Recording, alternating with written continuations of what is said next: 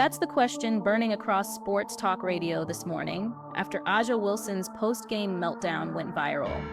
For 3 straight contests, Las Vegas had quietly enjoyed a steady diet of soft calls, rhythm-building trips to the line, and the kind of officiating that tilts close playoff games. Yet the moment Indiana turned the tables in Game 4, hammering the paint, attacking relentlessly, and earning a 34-11 free throw advantage. The defending champs cried foul. Wilson, in particular, framed Aliyah Boston's night as the product of a special whistle, a phrase that might sound cutting until you realize she lived off that same whistle in games 1 through 3. What really happened was simple. Indiana flipped the script. They sealed deeper, drove harder, and punished the Aces where it hurt most. Instead of a conspiracy, it looked like classic playoff basketball, one team adjusting, the other standing still, and the optics of Wilson's complaint only magnified how dependent Vegas had become on officiating to mask its defensive flaws. If Wilson's special whistle quip lit the match, Becky Hammon's post-game demeanor poured gasoline on the fire. All night long, cameras caught the normally composed Aces coach flinging her arms skyward as Boston muscled past Wilson, jawing at refs after every whistle. By the time she sat behind the microphone, the frustration had boiled over.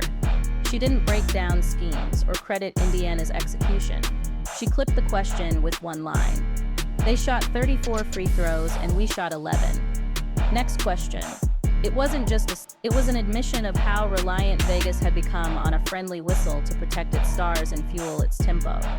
For 3 games, the Aces built rhythm off easy trips to the stripe.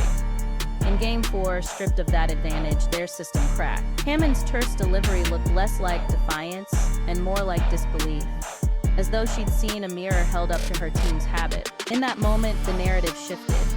The champions weren't victims of officiating, they were being exposed by a hungrier, better prepared opponent who no longer cared about reputations or past hardware. What makes the Aces' public outrage even more revealing is that the numbers behind Indiana's surge aren't mysterious at all.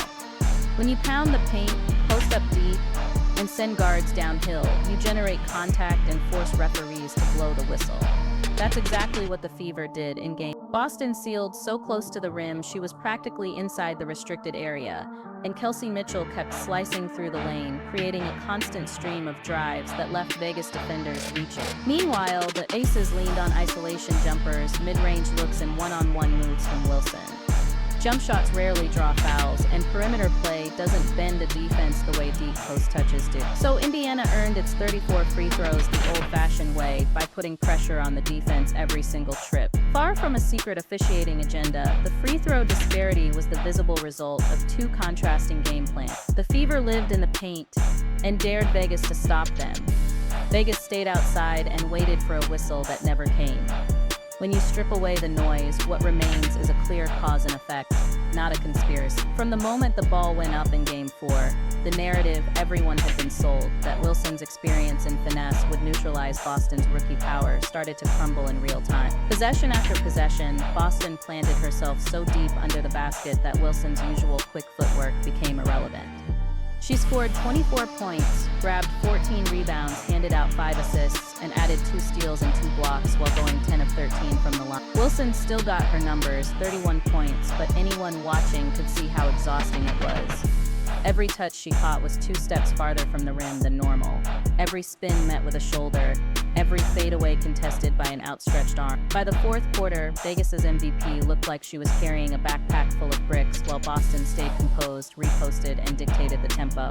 This wasn't some random hot night, it was a power shift. The league's most decorated star was being forced to grind for everything while a first-year phenom quietly turned the painted area into her personal office. In the middle of the semifinals, the balance of power moved from one jersey to another. The difference between Game 3 and Game 4 wasn't just a matter of effort.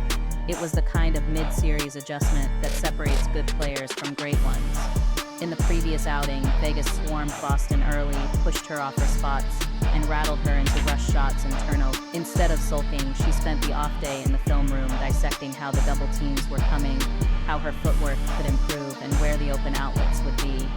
The result was a clinic. In Game 4, she established her position earlier, sealed lower, and when the trap came, she calmly pivoted and found shooters for 5 assists. That's playoff adaptation at its purest. a young star showing she can be a system, not just a score. While Wilson's night grew heavier and more physical, Boston's grew more efficient, each possession a small puzzle she had already solved in her head. That combination of strength and intelligence changed Indiana's entire flow, pulling defenders inward and opening corridors for Mitchell, Sims, and Hull. It's why the special whistle narrative rang hollow. What the Aces were really up against was a player who had outstudied and out-executed them on the biggest stage. If Aliyah Boston established the foundation inside, it was Mitchell who built the finishing touches on top of it. In Game 4, she erupted for 25 points on 9 of 20 shooting, mixing deadly pull-ups with fearless drives and timely threes. But what made her night newsworthy wasn't just the scoring, it was how she did it. Against an Aces defense that loaded up on every perimeter touch, Mitchell read the help early, punished slow rotations, and when the double came, she coolly dropped 4 assists to open teammates. Her aggression stretched Vegas thin, forcing them to decide between collapsing on Boston or chasing Mitchell off the line, and either choice ended badly. Sitting courtside, Caitlin Clark leaned over and whispered, "Kelsey, unreal," capturing what everyone felt. No brighter lights, no bigger stage. And Mitchell rose to the moment. For years, she'd been the franchise's quiet scorer, living through losses and rebuild. On this night, she was the heartbeat, matching Vegas bucket for bucket, and showing the Fever had more than one star capable of swinging a series.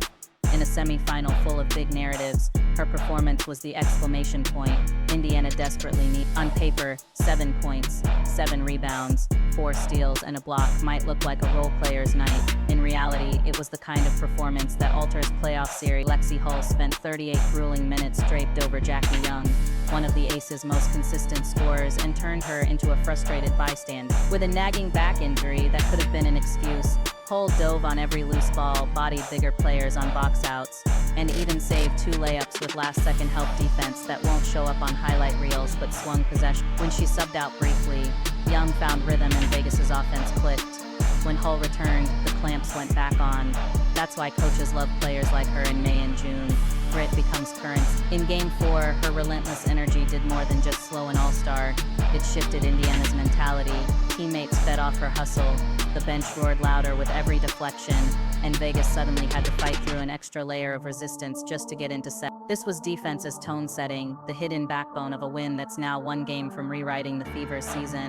While the headlines circled Boston and Mitchell, it was Odyssey Sims and Shea Petty who quietly supplied the stability that broke Vegas' rhythm. Sims came into Game 4 off a rough showing in the previous loss but looked reborn, slicing through gaps, hitting 6 of 9 shots, and finishing with 18 points that constantly forced the Aces' bigs to leave the paint. She mixed mid-range jumpers when defenders sagged with hard drives that drew contact when they pressed up, changing the geometry of the floor.